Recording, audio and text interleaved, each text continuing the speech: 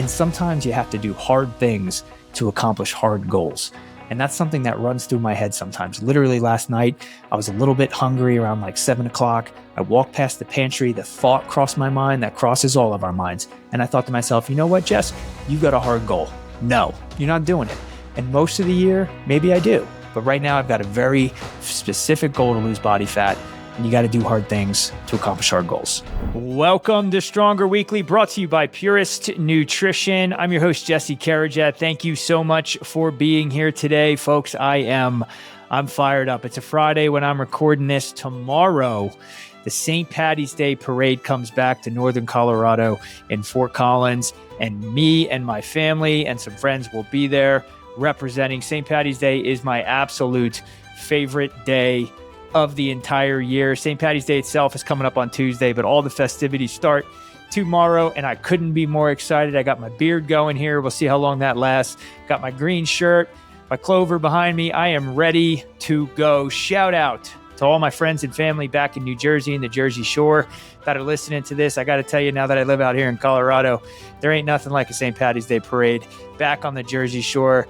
Man, those parades were happening every Friday and Saturday, week over week, throughout the month. Lots of Irish heritage in New Jersey because of those migration patterns of our Irish ancestors coming into North Jersey through Ellis Island and just going all throughout the region. So there's some Irish folks and people that celebrate St. Patty's Day out here in Colorado, but there ain't nothing like a New Jersey Irish Heritage St. Patty's Day parade. So shout out to all my friends and family. Listen, thank you to everybody being here. We've got a great episode for you today. It's sitting here just about to be the middle of March. I'm heading to Florida with my family for a spring break trip in just about a month. And right now I am in what's called cutting season. The young kids out there say it's time to shred for summer. I know a lot of people will use Memorial Day as kind of a built-in annual goal to just get lean so you can feel good and look good going into the summer. And I'm actively doing that right now leading up to mid-April. So this episode is going to be all about cutting. You might call it shredding, bro. Shredding, but cutting. How do we lose fat and preserve lean muscle mass and preserve our strength so we can look good and feel good? So I'm going to share the secret sauce, if you will, exactly what I do, all rooted in science. And just to say it right now, it is not going to be some crazy BS influencer nonsense. I'm not going to have you buying a sauna and sweating out pounds. I'm not going to have you buying all sorts of crazy supplements and do some ridiculous, detailed, nitty-gritty calorie counting, because as busy parents, professionals, and just busy people, ain't nobody got time for that. I'm going to give you the toolkit of practical steps that you can take or levers that you can pull so that you can responsibly and consistently lose body fat. Personally, I've got about 10 pounds to lose. I started about 15 days ago. I'm already down 4 pounds, so I don't have much more to go, 6 pounds over the course of the next 30 days, and I fully expect to lose it. I do it every year, and I'm going to share the tips in both nutrition, fitness, supplements, lifestyle that I use to get it done. So stay tuned for that. But first, like we do in every single episode, we're going to kick off this episode with the health and fitness news of the week. Let's jump in. First up, if you're listening and you're under 50, colon cancer probably isn't on your radar, but maybe it should be. So a new study published in JAMA confirms that colorectal cancer is now the leading cause of cancer deaths for Americans under 50, surpassing lung, breast, and all brain cancers. Deaths from colon cancer in this age group have risen 1.1% every year since 2005, while deaths from every other major cancer have declined. Today, 1 in 5 colon cancer diagnoses is in someone under the age of 55. I find that very surprising. And 3 out of 4 of those are found at advanced stages by the time that they are found, when survival rates drop dramatically. Dr. Rebecca Siegel, the study's lead author, puts it simply, quote, "This can no longer be called an old person's disease." The takeaway: screening is now recommended to start at just 45 years old. So if you're out there and you're close to 45 or even after that and you haven't been screened, please go do that. If you have symptoms such as blood in your stool, persistent cramping, unexplained weight loss, even chronic fatigue, do not wait. Get it checked by your doctor immediately and do not become one of these statistics. Next up, GLP-1s are all over the news. And this week, Novo Nordisk dropped its very public lawsuit against telehealth company Hims and Hers. And the two will now partner to sell branded Ozempic and Wegovy through the Hims platform. So this deal ends a fight over compounded knockoffs and signals a shift. GLP-1 drugs are going mainstream. They're coming, folks. Oral Wegovy launched in January at just $149 a month, which is far cheaper than the $1,000 these injectables used to cost. And Eli Lilly's competing pill is expected later this year. So these drugs, these medications are becoming more affordable, which means they will also become more widespread. So here's my take. GLP-1s, polarizing. You got the Oscars coming up this weekend. I've seen pictures of Hollywood actors and actresses just becoming emaciated skeletons. It feels like, the richest people buy into these things first. They have access to it and they kind of set the stage and model for what the rest of the country then does. It's award season. You see athletes that are starting to use this as they're retired and just everyday people who need help. But to me, here's the deal. It's called a medication. And I think if a medication is going to be prescribed, there needs to be, or at least there should be, a diagnosis. These drugs were originally intended for folks who are legitimately struggling with obesity and diabetes, other things that have proven to basically kill people faster, right? So I was all on board when I heard about them for people that truly need them, but now it's becoming all about vanity. It's becoming about a shortcut, right? We know the levers we can pull if we want to look good and feel good. We can eat less and move more and sleep more and drink less, right? I mean, we know what we can do. These are shortcuts. I am not an early adopter. This is a speech and a preach. Sorry, not sorry.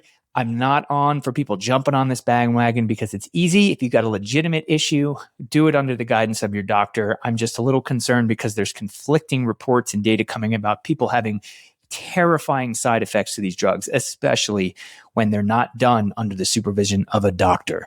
So they're becoming more accessible. They're more accessible now for people that aren't the ultra rich and the rich. Just take caution and work with your doctor if you're going to move in that direction. Next up, some news about psilocybin as it relates to addiction. So we know that smoking still kills about 480,000 Americans each year, and we have not had a new medication or breakthrough to help people quit in the last 2 decades, but that's about to change. So a Johns Hopkins study published in JAMA Network Open found that a single dose of psilocybin, the active compound in magic mushrooms, yes, magic mushrooms, was significantly more effective than nicotine patches for helping smokers quit. At 6 months, 40.5% of psilocybin participants had quit compared to just 10%. So it's 5 times more effective of those on the pouch. That is incredible. So lead author Dr. Matthew Johnson said, quote, "I was surprised by the sheer magnitude of the effect." Yeah, all of us are.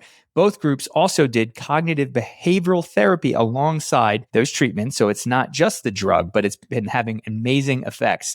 The results are striking enough that the NIH is now funding a larger trial. So more and more research coming out showing some potential benefits from magic mushrooms. Stay tuned.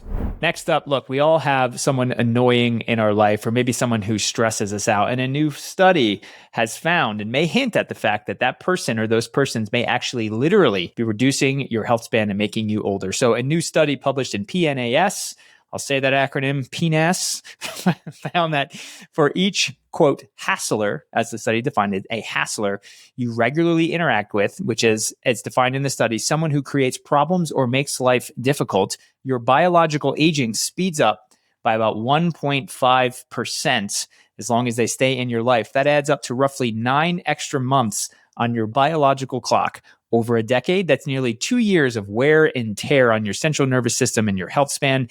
And family members who hassle you, they have the strongest effect, probably because you just can't escape them and maybe you're too polite. So interestingly, difficult spouses didn't show the same effect. Only non-spouse hasslers seem to have a detrimental impact on health span. So perhaps a takeaway, boundaries aren't just good for your peace of mind. They are literally good for your health. If you want to live longer, set boundaries with these hasslers in your life. And maybe you can cite these statistics as to why. I don't know.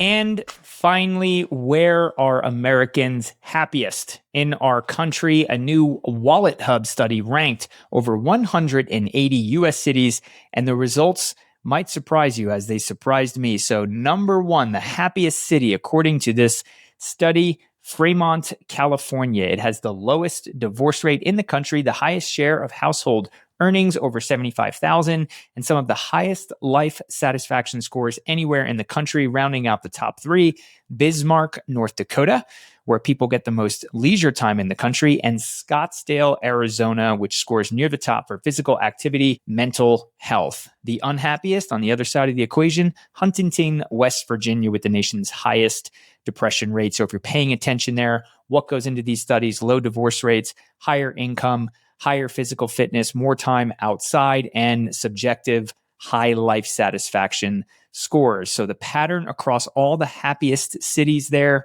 it's not just income, it's sleep, community, physical health, and strong social ties. Money helps, but connection matters more. And when I went through this report, I live in Colorado, I was super surprised. I had to scroll way down in the 50s and 60s to find the first Colorado city. Didn't see a ton in New Jersey, my home state, either. So that's it. You can link to that report if you want to see everything about that study in the episode description. And that's it for your health and fitness headlines of the week. Real quick, I want to talk to you about pre-workout supplements. For years, I've relied on pre-workouts. I love them, but I've never actually focused on quality, and I have used products that have probably hurt my body instead of helping me. And that's why I am so stoked that my partner Purist Nutrition is launching their first pre-workout supplement. And I couldn't be more excited. I've known it's coming and it is now here. Purist is going to change the game. This product is just built differently. It is clean energy with real focus. That's right, nootropics that they put into their product. I don't want to feel wired. I don't want to put junk. I want natural ingredients. I want a lift, but I want to feel balanced and get after my workout. It's got alpha GPC, L-theanine, and science-backed quality ingredients that all work together, and no junk, no artificial dyes, no sucralose, no endocrine disrupting junk, just clean fuel that works. So go to puristnutrition.com. That's puristnutrition.com to get your Purist pre-workout, because how you fuel your training matters just as much as the training itself. All right, folks, welcome to the main topic. As I alluded to in the intro, I'm doing it. I've got 30 days here to lose about 6 pounds of body fat, and I fully intend on doing that. I've got a Florida trip with my family. I'm really looking forward to it, and I'm not winging it. This is something I'm doing. I'm 41 now. This is something that I do every single year when the summer comes around. I'm not a guy who bulks up. I never really let go. I eat healthy and train hard all year round, but I do kind of let go a little bit for almost like my mental health. In the fall and winter, I'm not counting calories. I'm not obsessing over everything that I eat. I always maintain a really healthy body fat percentage, but I just like to dial it down. It's a fun little goal as you head into the spring and summer. And it just so happens that I've got this trip. So I'm going to share with you exactly what I'm doing. It's a real system. It's science-backed. It's practical. And I fully believe that anybody can and should do this if you're trying to lean out or cut up, as the kids say. And where I'm going to actually start, where I'm choosing to start, is why people fail. I think fat loss is a common goal. A lot of people will say, I'm going to lose weight. I'm going to do it in a month or 2 or 3, and they're not successful, which is discouraging and can even discourage them from trying it again. So I think the way that people fail, or the universal, I'd say 3 reasons why people fail. Number 1 is they go to extremes way too fast. Crash diets, twice a day training. This stuff is just unsustainable. They burn out. They feel like a failure and they don't keep going. We need to avoid that. Number 2, there's no feedback system. They're not measuring results. They're not being patient and disciplined. They're sort of just winging it. So you need to have tools and some measurements, especially when you have a short amount of time to make a pretty significant change to your body. And then lastly, people quit. They don't have endurance. They don't have grit. Things get uncomfortable, and they set a goal and a game plan, and they just don't have the toughness to stick with it. And discipline and toughness is necessary, especially when there are some nights when you might be going to bed a little bit hungry and you might be pushing yourself a little bit further, particularly in your cardiovascular workouts. More on that when we get to the fitness section. But I think those are the 3 main reasons that people basically fail when they have fat loss goals. And I'll say, just as a quick anecdote, something that always surprises me. In just a moment, we're going to jump into the nutrition recommendations for this. But on the topic of feedback systems and measurements, I do not use a calorie counter throughout the year. I do not count my calories. I have a general goal. I eat intuitively. We've talked about this on the show. But when I get to these 30 or 60-day fat loss crunches, when I really want to lose weight and I start tracking my calories and I use an app, I use an AI-based app to do it, I'm always surprised of how much I'm overeating. I really am. Like, I know, generally speaking, what my baseline is for calories, what my maintenance is, meaning that if I eat this many calories every single day, I'll probably just stay the same when it comes to body fat. And when I actually, for those first day or two, track everything I'm eating, I'm like, oh my God, I'm eating so much more than I thought. Those little snacks, those little things that you grab walking by, like a seagull and grabbing a chicken nugget off my daughter's plate if she doesn't finish it, that stuff adds up.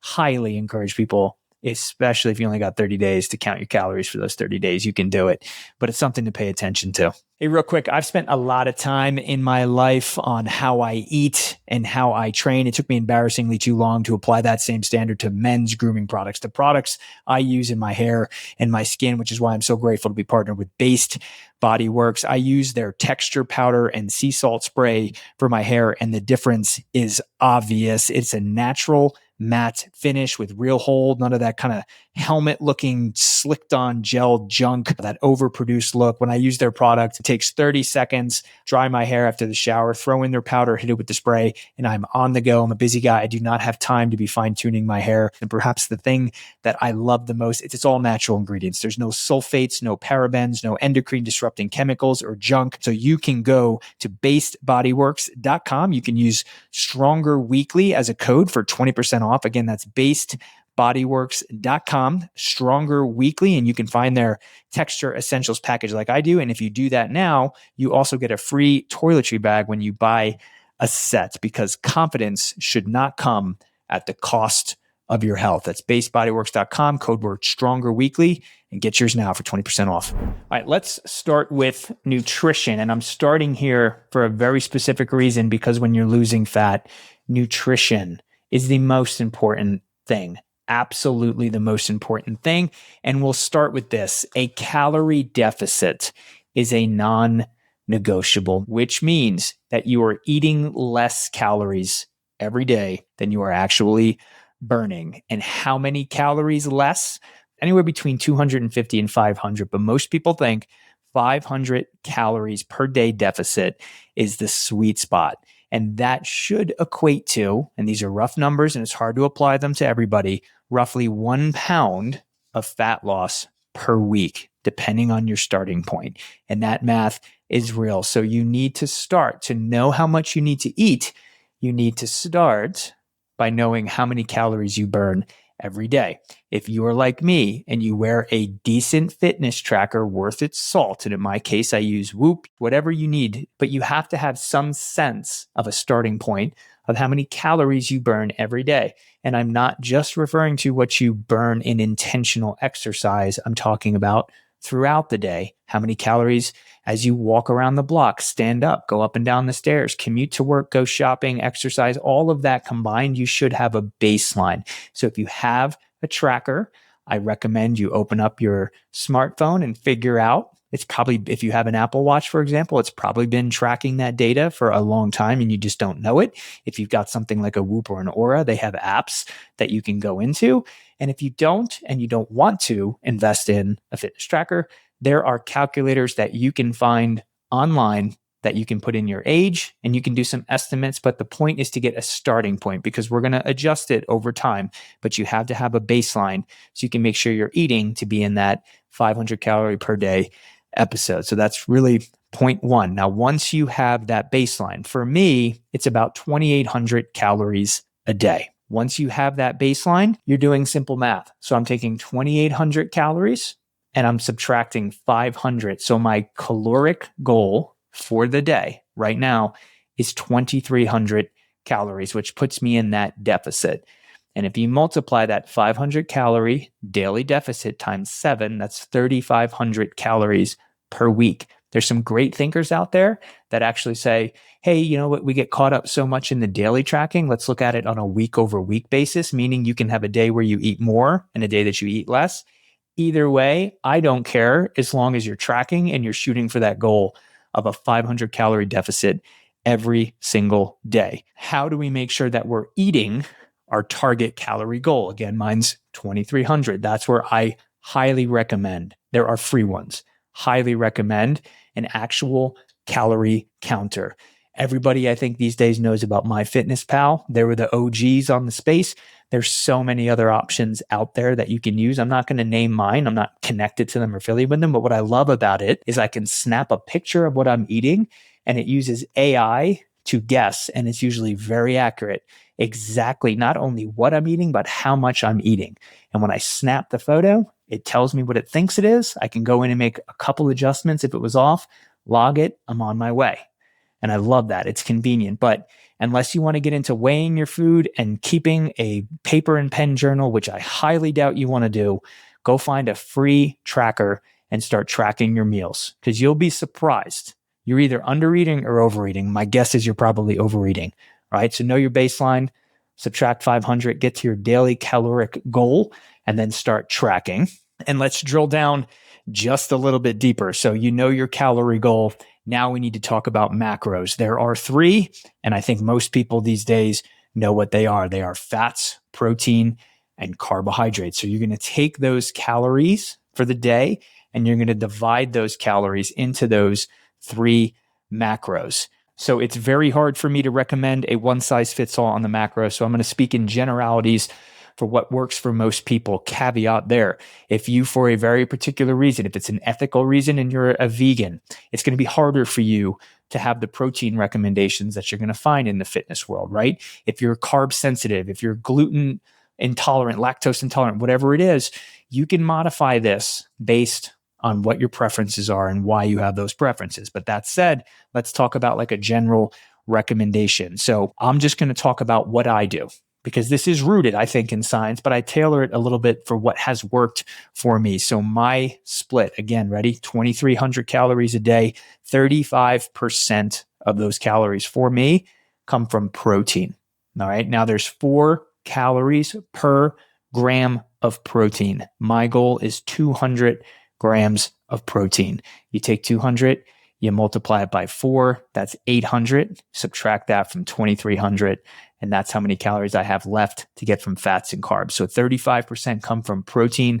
Lots of reliable research out there on the importance of it eating at least 1 gram per pound of body weight of protein. So I start there. Consider it my anchor. And then I fill in the carbs and the fats around that. Now, when it gets to carbs, I tend to come in a little bit on the lower side versus a lot of the stuff that you'll find recommended out there in the fitness world. I found that I don't need to have 200, 250, 300 grams of carbohydrates to perform well in the gym. I also found that when I eat a lot of carbohydrates, I retain water, I get bloaty, and I have a harder time losing weight. So for me, only 30% of my calories come from carbohydrates. So in this case, it's around 175 carbs. And then lastly, I fill in the remaining calories with fats. 35% of my 2,300 calories per day come from fats. That's around 102 per day. And I find this really works well for me. So choose something that works for yourself. You might split them equally amongst the 3 different macros, whatever works for you. But I do recommend that you start with anchoring it in the protein. Make sure you're getting adequate protein and choose your target body weight to establish the protein count. The next thing, this works for me. Pay attention to this. This really works well for me. Carbohydrate timing. So take those 175 carbs that I'm eating and consume them strategically around the most active parts of your day, which is for me when I do my training. More on that in a little bit. So what I'll do is, my life is a little bit hectic and crazy. I've got essentially 2 jobs and 3 kids. I can't always train at the same time. I try to, but I can't always. So I manage my carbohydrates in 2 different ways. One, if I'm going to work out fasted in the morning, not only do I have no carbs before I train, I don't eat anything and I feel fine. I have my Purist Nutrition pre-workout supplement with some creatine and I'm off to the races, right? Little plug there for Purist. So what I do is I'll just train fasted. And then I will have my most carb heavy meal right after that, replenish all those stores, right? Just get the carbs in there.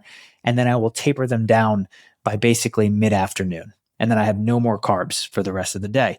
If I'm training mid-morning, maybe afternoon, I will have that first carbohydrate meal, about 30 grams before I train, and then the rest of them right afterwards. But the point is, try to surround your training with your carbohydrates. Don't just eat them randomly and sporadically throughout the day. And there's a reason for that.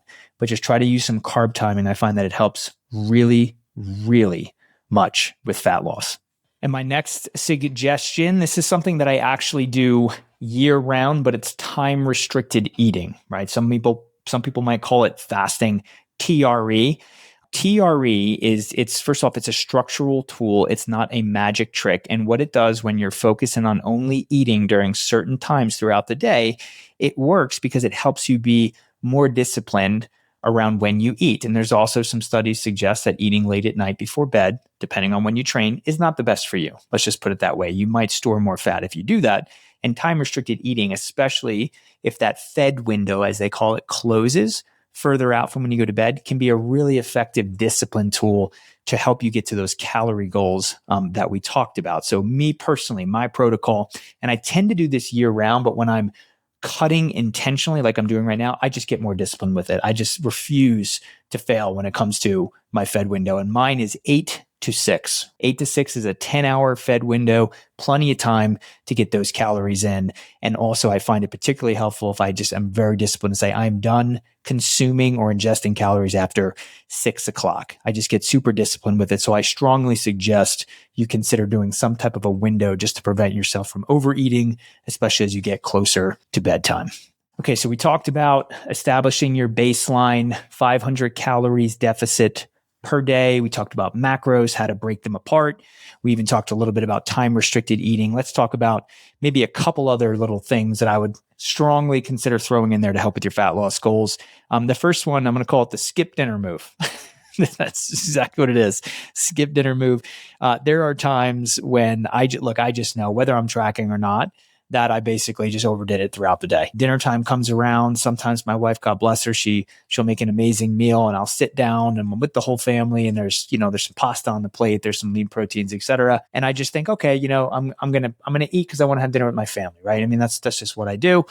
But when I'm cutting, when I just know that I overshot and I had too many calories, every once in a while, I'll just intuitively say, you know what? I had a snack at 4. I don't need to have this dinner at 6:30. I know some people might roll their eyes at that, but what I'll do is I'll just take maybe like a really, really small portion just to sit and partake in dinner with my family.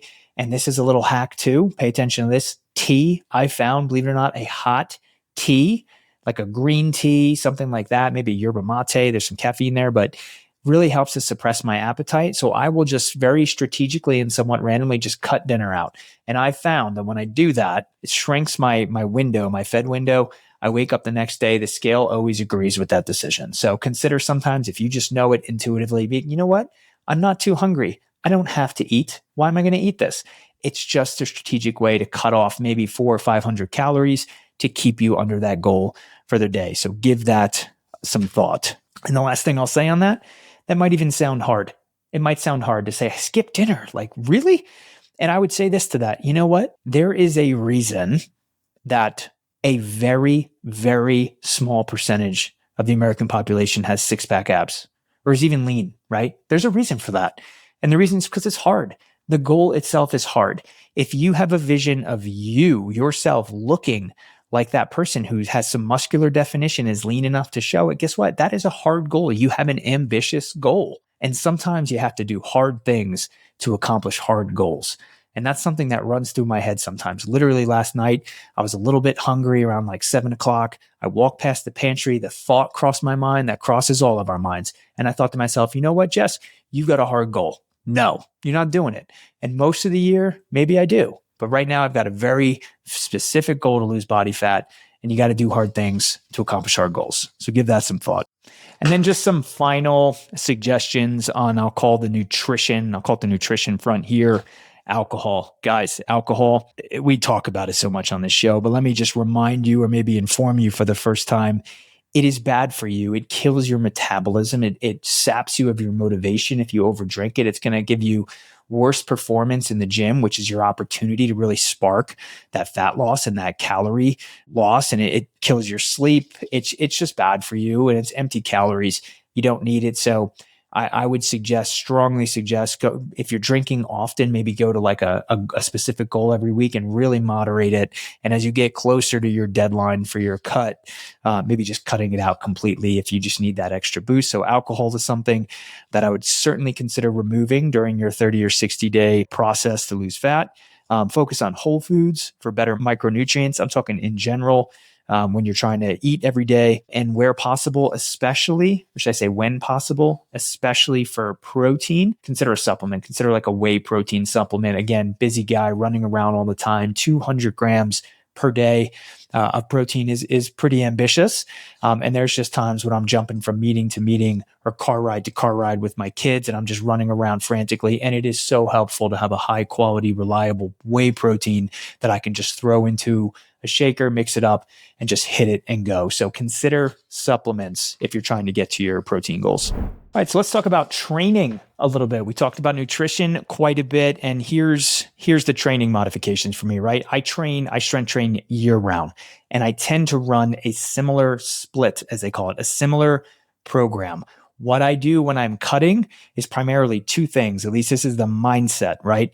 I'm going to do everything I can to preserve my strength and muscle mass, meaning my main goal isn't to lift more weights, to put more on the bar, and to use progressive overload as aggressively as I normally do year round. So I'm happy if in a 30 to 60 day cut, if I can just stay the same strength, because that means I'm probably preserving my muscles. So the point there is, don't try to have two goals that are at opposites with each other, right? It is without advanced supplements, I'll call them. It's very difficult to basically cut and get stronger at the same time. It can be done, but it's very hard for most of us. So as far as strength training goes, I don't change that much.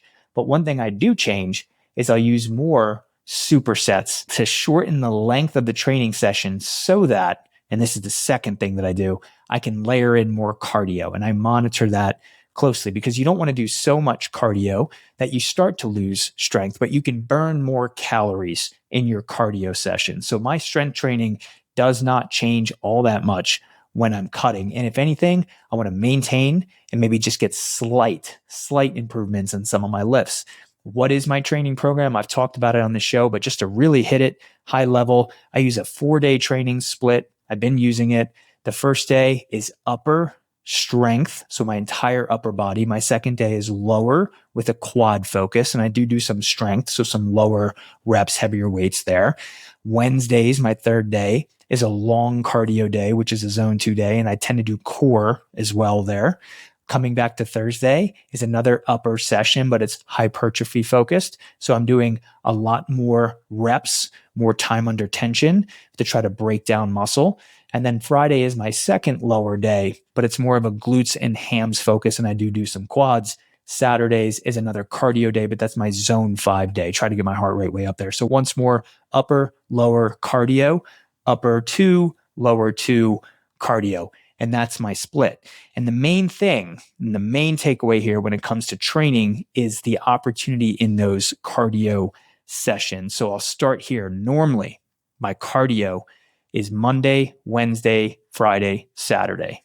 And those Monday through Friday cardio sessions tend to be zone 2. And I focus on zone 2 because I've seen enough evidence that that is a really good heart rate zone for both fat loss and health span. Being leaner, living longer. Who doesn't want that? But what I tend to do, especially if I have 30 days like I have right now, is in those zone 2 cardio sessions, I just make them harder. I might run faster. I might not even extend the duration of them, but I just look to burn more calories in those sessions. Now, when I'm focusing on zone 2, that's not necessarily the case because I'm intentionally sometimes running slower so I don't get outside of that zone.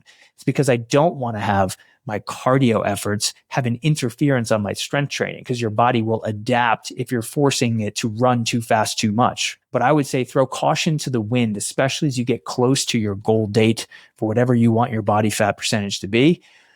Run harder. Try to maximize those sessions. Don't overdo it, but just put a little bit more effort in those zone 2 sessions. So I would recommend at least 90 minutes of intentional cardio every single week. And in those sessions, if you already have been doing cardio, just work a little bit harder and burn some more calories in those sessions.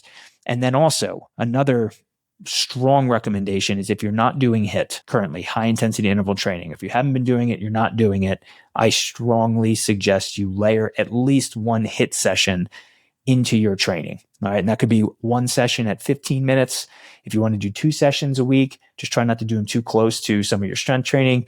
You could do 2 10 to 15 minute sessions, but you want to make sure you're doing intervals of max effort with a rest, max effort with a rest. That could be sprints, could be hill sprints, assault bike, box jump, burpees, cycling, swimming, whatever you enjoy doing, but also pushes you so that you can work to near maximal efforts, because there is no question that by working into HIIT training, getting your heart rate way up, you are going to burn more calories after those sessions. There's this afterburn kind of phenomena.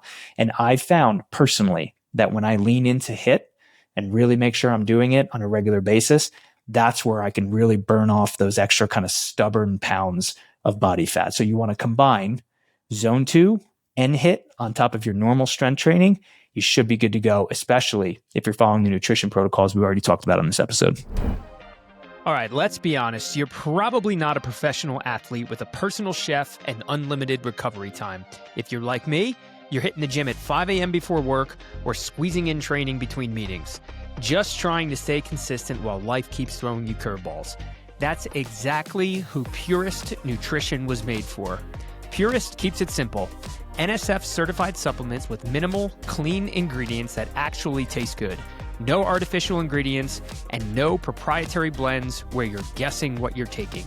Just premium actives like CreaPure, the purest creatine on the planet, whey isolate protein that is US sourced and easy on the stomach, and hydration that keeps you going without all the extra sugar or sodium. Whether you're a parent juggling kids and training, or just someone who refuses to compromise on quality, Purist Nutrition fits your routine. Built for tomorrow, science-backed, tested and trusted by athletes, and most importantly, effective. Visit puristnutrition.com to see the full lineup of quality supplements. That's puristnutrition.com, because your nutrition should work as hard as you do. And then my last recommendation, we talked about nutrition, we talked about fitness. I'm going to call this kind of daily routines. The first thing I'm going to recommend, this is a universal thing that everybody should do when you're cutting, daily weigh-ins at the same time every single day. My routine right now is I wake up, I use the bathroom, I jump on a scale every single morning, especially when I'm focused on cutting. And this is important. You can see daily fluctuations in weight, plus or minus 0.5 pounds, sometimes even a pound, right? Even if you're really dialed in on your fitness and nutrition, that doesn't matter as much. What you want to look at is the trends week over week. You do want to see decreases in body weight. And if you don't, and this is the reason that we weigh in every single morning, if you don't, you can pull the levers that we just talked about. You can focus on getting more disciplined around eating, or maybe even adjust that calorie goal if you've been hitting the goal down lower. And you can add movement to increase the calories that you're burning. And those two things together are what creates that 500 daily calorie deficit. But you can't know to do that unless you're tracking something. And in this case, you're stepping on the scale every single morning, logging it down somewhere, and then adjust those levers. And the mirror helps too. Sometimes, you can get off the scale and be like, oh, I gained a pound. And then you look in the mirror and you look even leaner than you did the day or two before, right? So don't overlook the significance of your own subjective view of yourself, but make sure you're stepping on a scale every single morning and tracking it. And this last one, I think, is one of the most overlooked, but most important parts of losing fat. And it's what's called NEAT. It's an acronym, NEAT, non-exercise activity thermogenesis. NEAT essentially is this. It's how many calories do you burn outside of intentional workouts, right? Intentional exercise. It's the walking. It's the standing up. It's the carrying things, dealing with kids, jumping around. NEAT is so overlooked. I had a guest on the show that just talked about the fact that most of us will just bust our ass in like a 60-minute workout and think, I'm good for the rest of the day. And then we just sit at a desk all day. We don't really move. And people who maybe aren't even training as hard or as much intentionally are burning more calories because they have more active lifestyles. Who do you think is going to be leaner based on what we learned earlier about having a daily caloric deficit? It's the person who's active all the time. So don't be that guy or gal. focus on your training, but then also be intentional to move every single day. And that's something that I do and I embrace. I actually just bought a weighted vest from Rep Fitness. What I'll do is I have 2 slots every single day. They're 15 minutes each. I've got a half-mile route.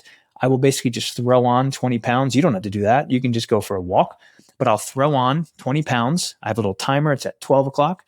I'll go out and I'll just walk. I'll do my half mile. I might do a bit longer. I set a timer for 15 minutes. I come back in. Guess how many steps I'm getting? A lot. And then I do the same thing at the end of the day.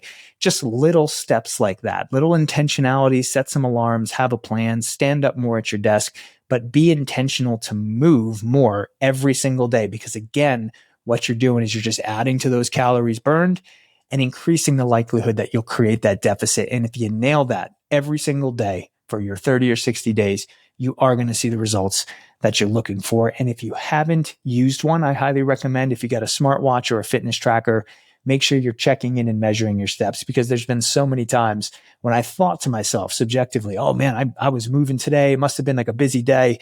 And then I look down, and I see 8,000 steps, 9,000 steps. And this is where you might call me a psychopath. I don't know. But if I see that at the end of the day, if I see that I didn't hit my daily step goal, which for me is 10,000, I average about 12,000, I will literally go for a final walk just to get to that goal. I don't do that year round. But again, hard things require hard effort, right? Hard goal, losing body fat. This is the time when you're in the middle of a cut where you got to step it up. And that's exactly what I recommend. So don't overlook the impact of the calories that you're burning outside of the workouts that you're actually doing, because that can be the difference maker to lose the body fat that you're looking for, to look and to feel great.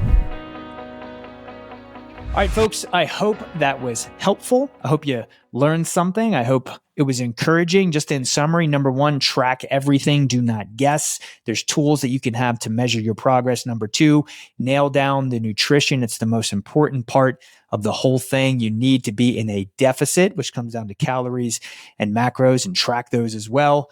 Train smart. You don't necessarily have to change your strength training all that much, but just think about cardio and more effort. Make sure you're, again, maintaining that deficit through the calories that you're burning.